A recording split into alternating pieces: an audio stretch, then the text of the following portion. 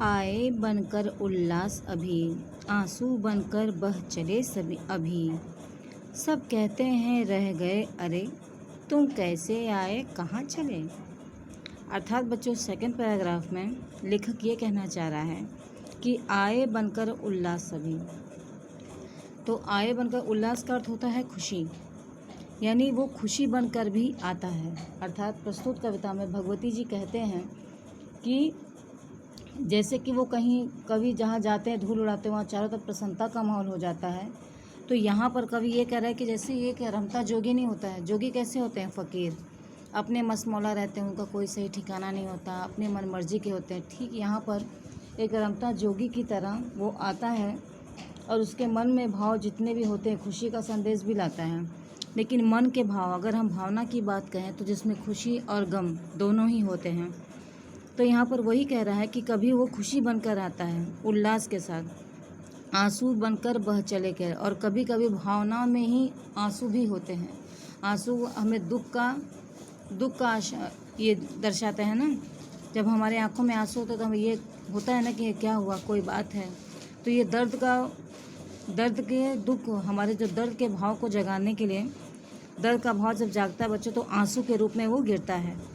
तो उसी के लिए यहाँ पर कह रहा है कि कभी वो खुशी बनकर आता है और कभी वो गम बनकर भी आता है, जो आंसू के साथ हमारे आंखों से छलक जाता है। किंतु वो रुकता नहीं है, चलता ही रहता है, चलता ही रहता है। और सब यहाँ तक कहते हैं कि ये कब खुशी बन के आ जाता है, कब आंसू बन के आ जाता है, ये किसी को पता ही नहीं चलता है।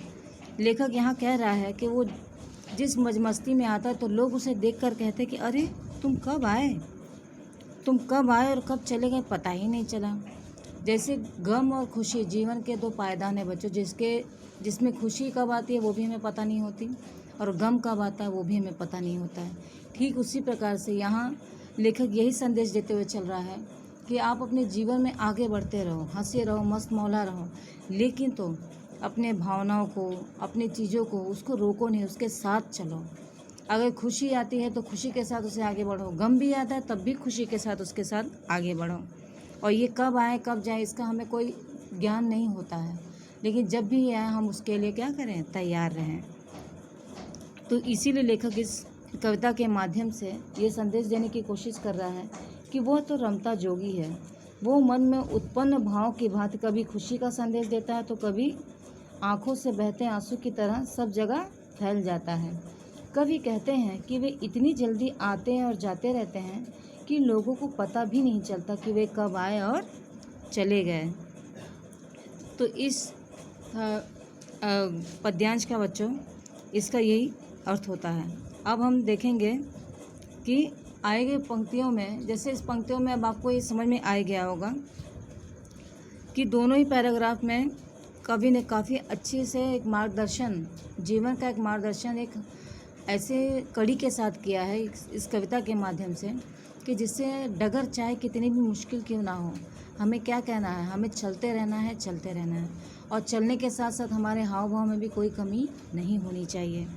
हम जिस मार्ग को प्रशस्त करते हैं उसकी तरफ आगे बढ़ते जाएं, जिससे हमारे जो मार्ग हैं अगर कठिनाई भी आती है तो कठिनाई हमसे डर के भाग जाए, लेकिन हम उससे डर कर नहीं भागें और आगे बढ़ते रहें। तो दोनों पैराग्राफ में बच्चों आपको समझ में आ गया है होगा। अगर कोई भी डाउट होगा तो प्लीज़ कमेंट कीजिएगा बच्चों। कोशिश करूँगी कि आपको अच्छे से एक्सप्लेन करूँ और आपकी जो भी डाउट है वो क्लियर कर सकूँ। तो ये हमारा सेकंड पैराग्राफ ख़त्म होता है। ठीक है बच्चों, अब हम देखते हैं पैराग्राफ थर्ड। तो थर्ड के पैराग्राफ को पहले हम एक बार पढ़ लेते हैं। किस ओर चले यह मत पूछो, चलना है बस इसलिए चले, जग से उसका कुछ लिए चले, जग को कुछ अपना दिए चले।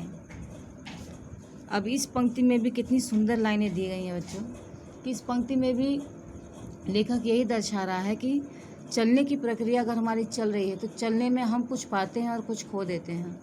ये सारी बातों का उल्लेख यहाँ पर किया है, जैसा कि मैंने पोएम की स्टार्टिंग में आपको बताया था बच्चों। अब आज हम ये देखेंगे कि इस पंक्ति के इस पैराग्राफ में लेखक अब क्या कहना चाहते हैं। तो उस पंक्ति को देखते हुए स्टार्ट करते हैं। ठीक है बच्चों, आइए अब हम थर्ड पैराग्राफ को समझ लेते हैं। तो इसमें दिया गया है कि किस ओर चले यह मत पूछो। तो लेखक ये कहता है कि किस ओर चले ये मत पूछो।